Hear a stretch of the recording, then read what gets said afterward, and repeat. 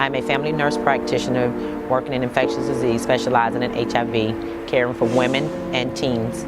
Well, I do HIV and AIDS education because I found out I was HIV positive when I was 16.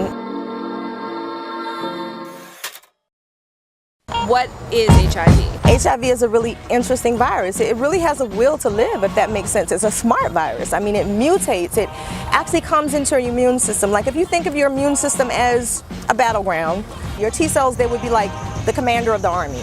So T cells, something foreign will come into the body. The generals, the T cells will take a look at it and say, okay, you're good, you're good. Flag, what are you? You don't belong here. Attack, go attack, go attack. This is not good. HIV comes into the body, it attaches itself to the T cell. HIV is systematically crippling your ability to fight off anything. People don't die from HIV, people die with HIV. The name of the condition they're in when they start to get sick is called AIDS. It's the cold, it's the flu, it's the chicken pox, it's the pneumonia, it's all the other illnesses that your body is no longer able to fight. So then once you get into care, there obviously are drugs that you can use, there obviously are support systems you can use, but on an individual level, how does your lifestyle have to change? Does it have to change? Is it the death sentence it used to be back in the 80s? No, it is not. It's definitely not the death sentence that it used to be. People are living for a long time with HIV. The sooner, the better, because that's less damage to other organs in the body. I want to play a game with you right now. Not a game. True or false of how you can contract HIV. Okay. Because we hear a bunch of crazy words. Sure. So, anal sex. True. True. Without a condom. Without a condom, we're talking without a condom. And then of course, vaginal intercourse. Vaginal intercourse, yes. Without a condom, yes. Oral. Oral is possible, not probable. Matter of fact, highly unlikely. But it's one of those things you as an educator, you have to say, well, you know, even if it's a tiny percent of a chance, it can happen. But I mean, make a discerning decision because there are other STIs out there and they can be more easily transmitted through oral. Sharing food or drinks. Not at all. Tears. Tears, no. Hugs. No. Hand touches. No.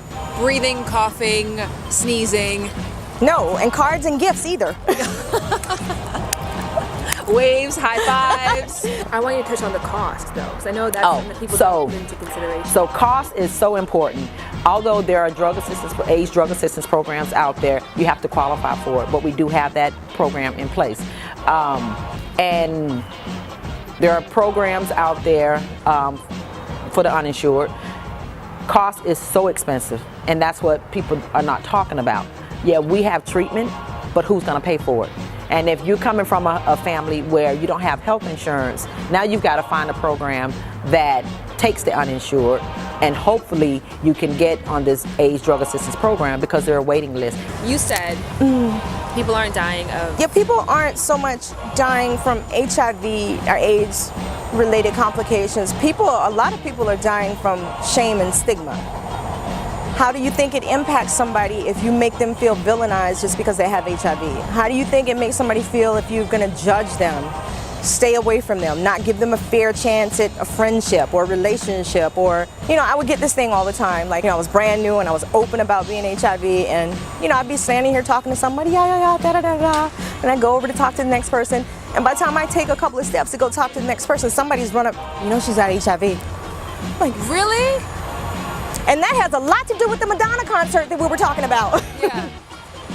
People do stuff like that, and people were doing stuff like that, and it's like, first of all, I already told it. Second of all, I'm talking, I'm not having sex. Third of all, I'm grown. I can handle my own business, I promise you. Matter of fact, I can help you handle yours. Do you need some counseling? How important is it to start getting treatment right away, or to know right away, or as soon as possible?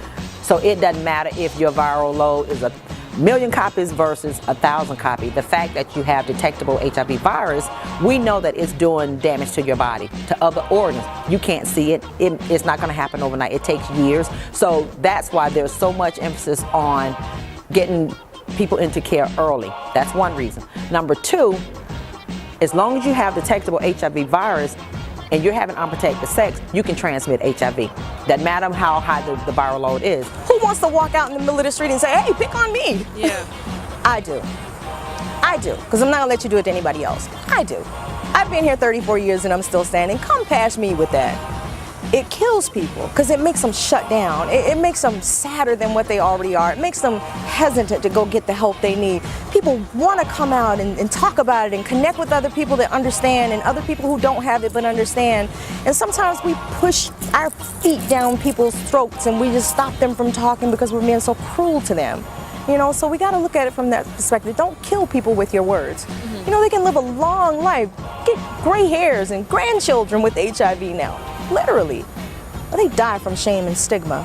We've got to figure out how do we get these kids interested in attending something. I think if we take the word HIV out of any program that you're doing, you may draw them in. It's kind of, you have to slide it in once they get there. You tell them we have Big Sean coming to town and it's a free concert. And once they get in there, they find out. That's the best trick I've ever heard. They find out, oh, we're going to talk about HIV. Big Sean is a doctor. He's HIV positive and he has some lessons for you.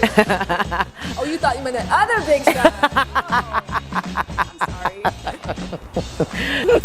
Yeah, we should so mention that we're in front of a magical place. So everybody, Denise Stokes, I shot a video at Magic City. With all my clothes on, standing outside doing a documentary. Whatever, a little bow in your hair. Talking about safe sex. Whatever, same thing, Magic City video.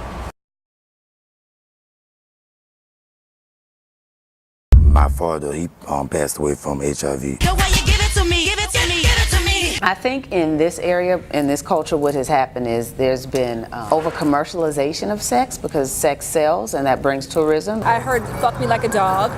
Repeated multiple Wait, times. don't you? Take my clothes off, fuck me like a dog. Please like,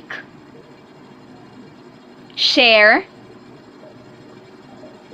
subscribe my channel,